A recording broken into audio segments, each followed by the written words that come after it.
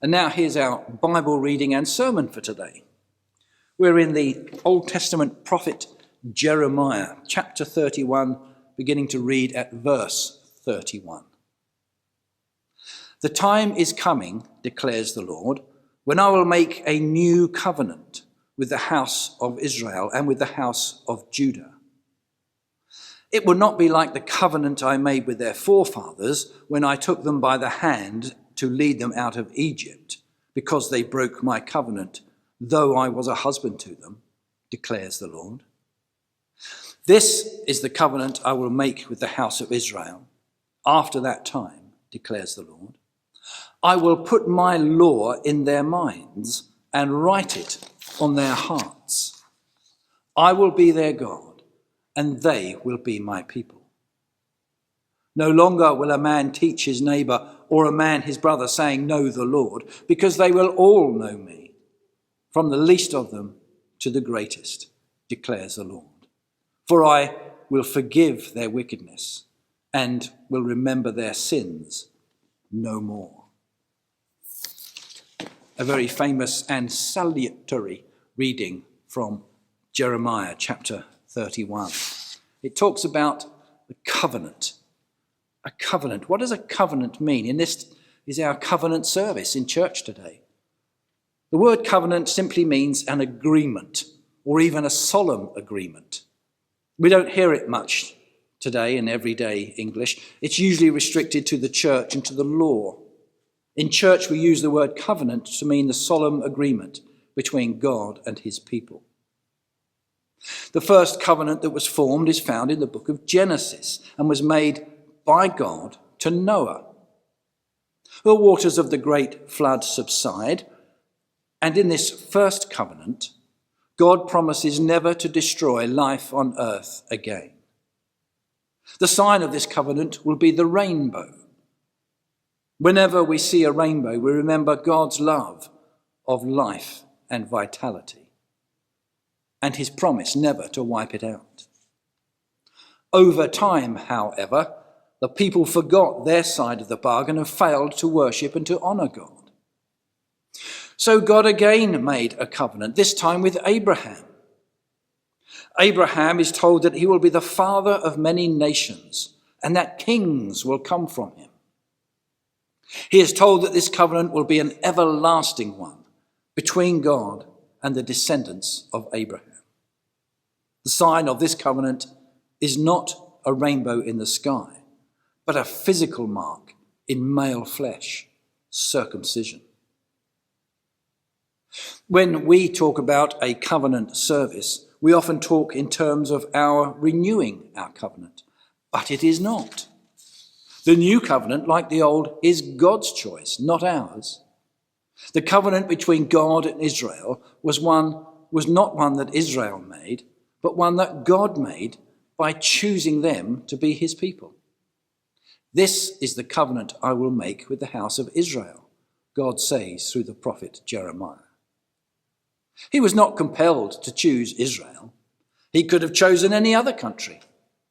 Israel was not more remarkable than any other nation. Quite the opposite. It was not the most powerful or the most civilized or the wealthiest. In choosing Israel, God chose a nation that was not a nation. It was a rabble of slaves in a foreign country. But this is the heart, the nature of God our Father. He acts in love, which is free and undeserved. Or as we might say, he acts in grace. This is what happens in the New Testament with the new covenant in Jesus. It is rooted in God's choice, free, unexpected, and undeserved. And this is where we stand today. At this covenant service, we do not choose God, but beyond all hope and expectation, he is choosing you and me.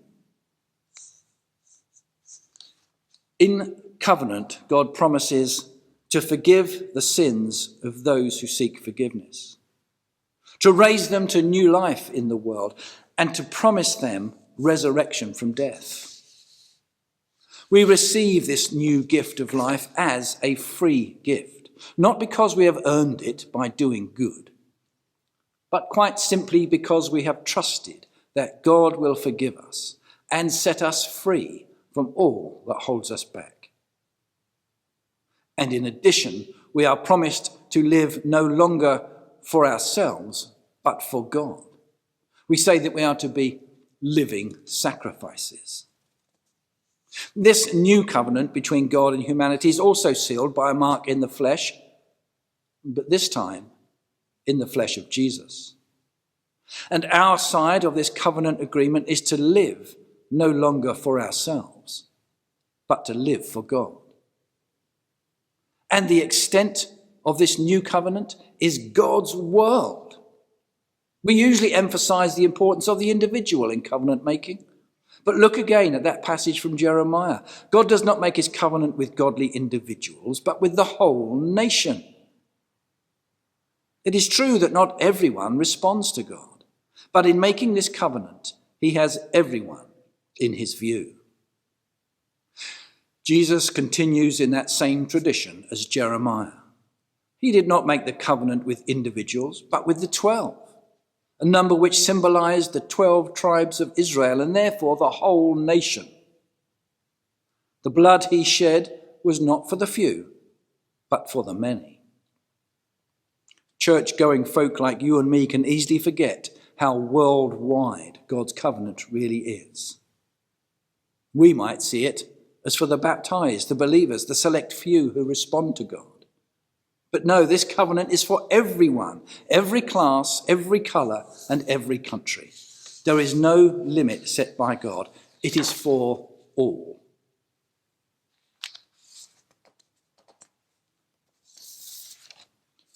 Our covenant with God, then, is not a gospel of good works, not something we do, but a gospel of grace. It is what God does.